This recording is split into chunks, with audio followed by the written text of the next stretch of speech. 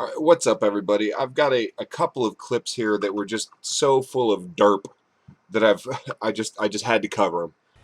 We're facing a demographic crunch. So here's what we recommend. One, change the tax system. If you have 2 or 3 kids and you're married, you should pay no taxes.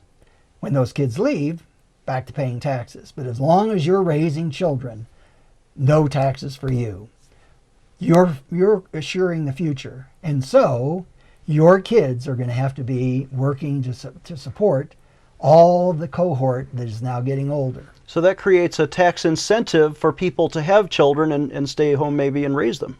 Yes. All right, first of all, I've got to point out that the reason he's coming up with these ideas is apparently they're going through a demographic crunch. He's like, I don't know how to fix this. Okay, I'll tell you what. How about if you're married and you have some kids, no taxes for you. Like that'll jump up our demographics, right? Except that that would involve everybody. If some Hispanic family, they were married and they had 8 kids, they would pay no taxes. And as far as I've heard from you guys so far, anytime that happens, they're welfare queens, leeches on society when they do it. But when you plan on doing it, you've got an excuse. It's because we're raising the future who's going to be taking care of us later. Well, wait a second. If you're any kind of a fucking decent parent and you do a decent job raising your kid and they turn out to be decent, wouldn't they look after you when you get old? Why do you need the government to do it? Huh? I thought you're all about like we don't need the government for health care and whatever because people neighborhoods take care of each other. If the lady down the street gets cancer, everyone pools their money together because that's how it works here in reality, right?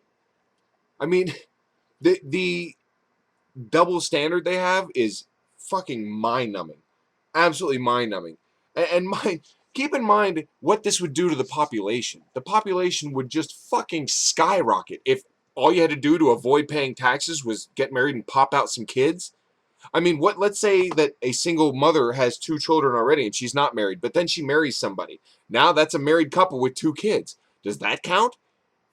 Because then, in order to avoid taxes, all people have to do is just like hook up. I've got a couple kids, you got a couple kids. Let's get together and pay no taxes whatsoever. Why not? Keep in mind that this whole time, the people who aren't having any kids, who are like living responsibly and not popping out child after child after child or whatever, they're the ones who get to foot the entire bill. They're going to have the kids, then not pay any taxes, have everyone else that doesn't have kids pay taxes to give their kids health care and education and everything like that.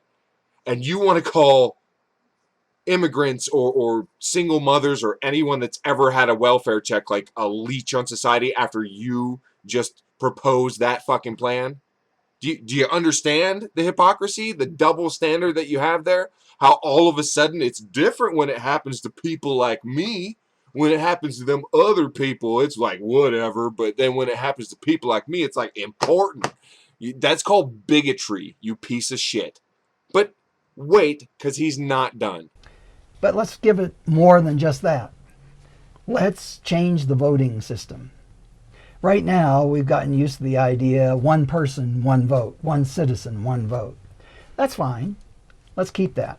But let's do this. Let's change how politicians think.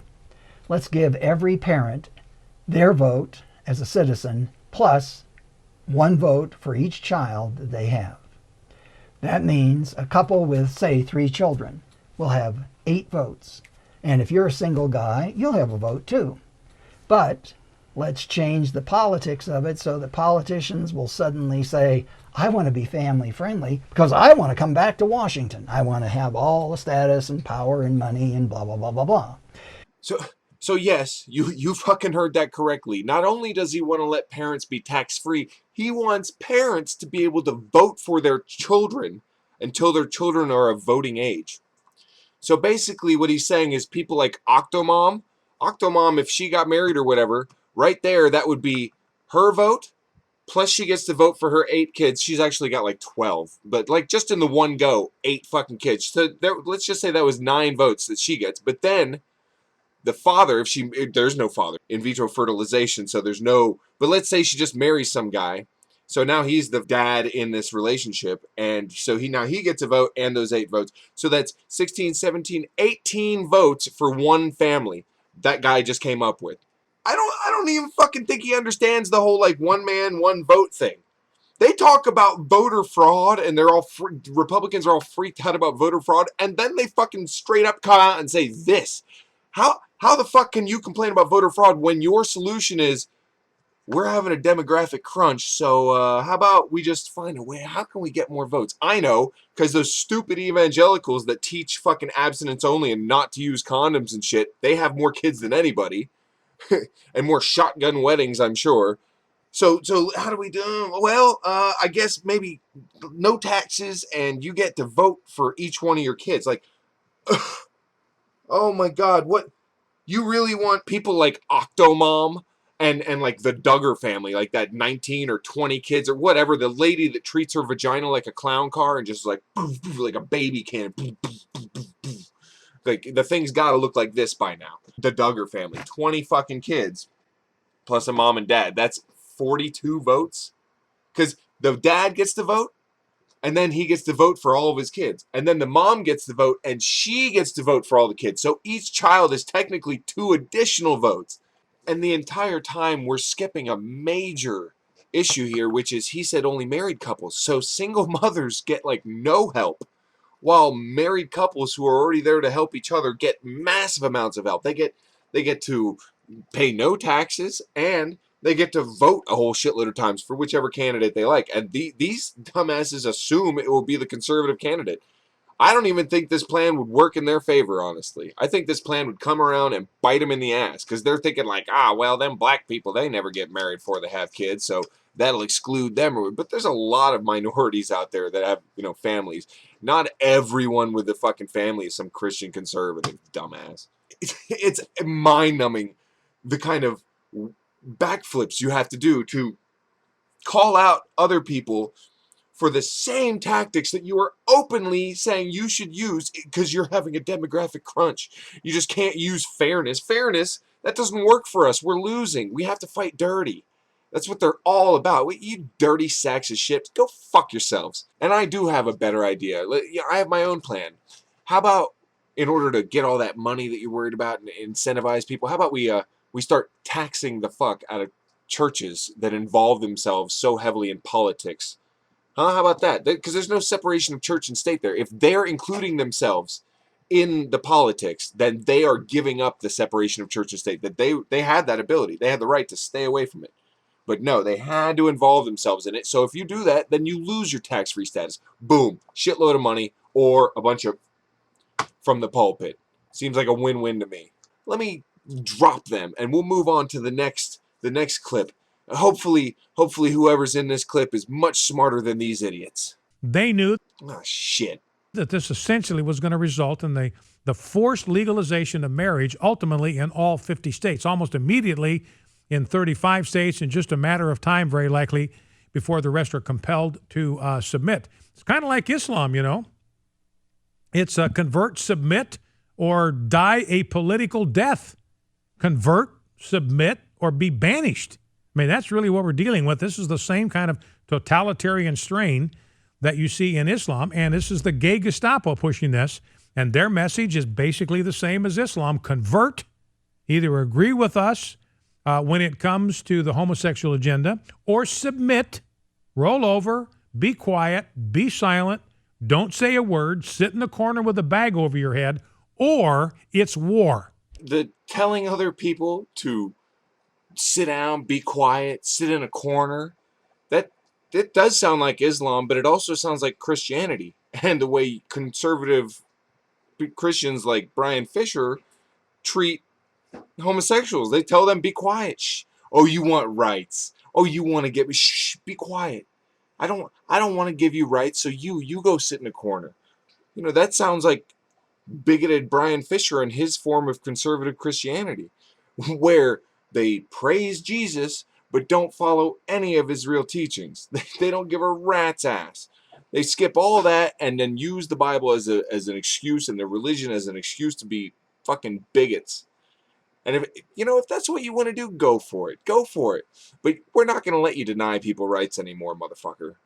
We are going to take you out. We are going to kneecap you. We are going to obliterate you. We are going to squash you. We are going to oppress you. We are going to repress you. We are going to put you out of business. We are going to fine you, and we are going to send you to re-education camp. And if that doesn't work, we're going to send you to jail. I mean, that is the message of the homosexual lobby. And if that sounds just like Islam to you, it's because it is. It's exactly the same dark totalitarian dynamic that you have in Islam. I'm wondering exactly what the gay Gestapo looks like. Is that like Hitler with glitter and assless chaps? Here's the thing, Mr. Dipshit Fisher. By the way, a fissure is also a tear in your anus, which is, I'm not kidding. Look it up. Totally appropriate. They want equality, you dumbass. They don't want to eradicate straight people or go to war with straight people. They're going to war with bigots because bigots obviously are going to war with them. Bigots hate gay people. So, and then deny them rights. And then gay people have to fight for their basic civil fucking rights.